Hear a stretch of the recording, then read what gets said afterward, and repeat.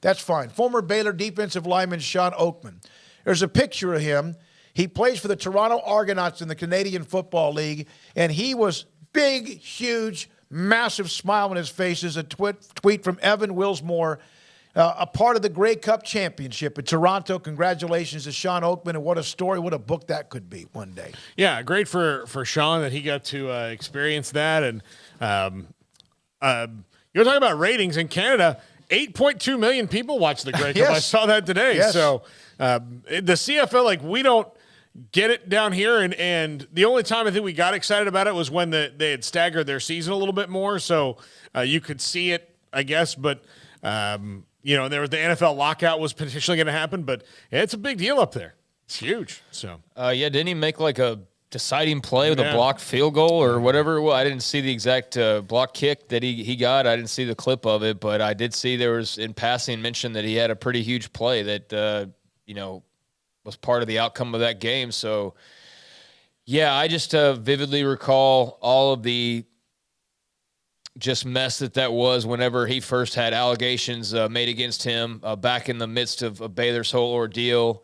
It just didn't smell right at the time, and it just, then turned into something that really couldn't be controlled or tamed because he was so larger than life and popular, and Baylor was popular at that time, and so that made the story alone, huge as far as their sexual assault scandal goes. But then he gets these allegations put against him, and that just blew the top off of it because now it's like, oh, it's not even guys who are no longer there. It's a current player. It's not just a current player. It's Shawn Oakman. And that thing was, I mean, for those of us here that know that was so foul, man. That was so foul.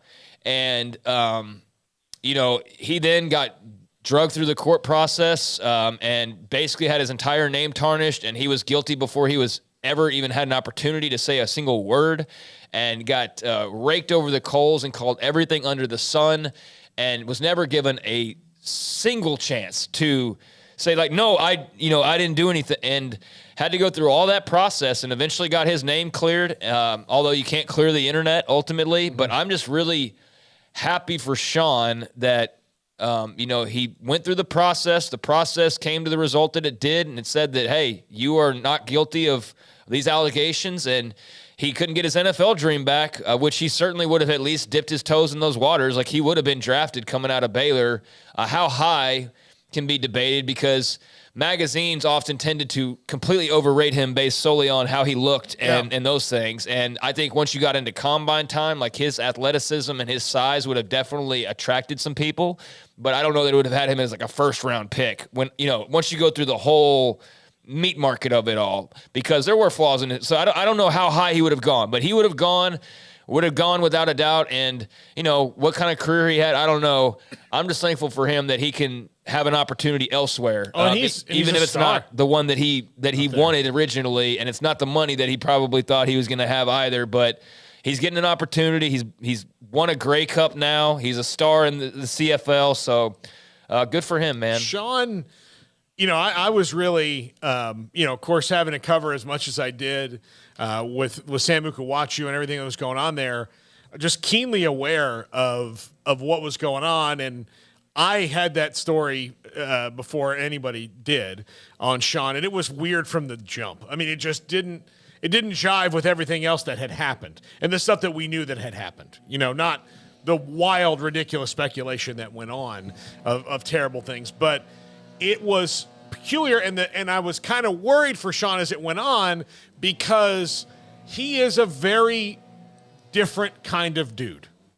Like, he is, it was one of those things because about the American court system, if he got the wrong kind of jury, they were going to not get Shawn at all, and then that doesn't mean that he wasn't guilty. It just means he got the wrong jury. He had some struggles with an attorney. Like, all these different things happened to him. He was exonerated, and now he's flourishing in the CFL, and that's great for him. That's probably about where he was going to wind up, right, in the CFL. he would have gotten a shot, but I do think that there were some limitations he had. But again, he's a star in the CFL. You can make it's a good living, if you're up there doing it all the time. It's not being Myles Garrett like that was the goal, but again, there's only a few of those guys. So I'm really happy for him that he got that win. We take a break, come back with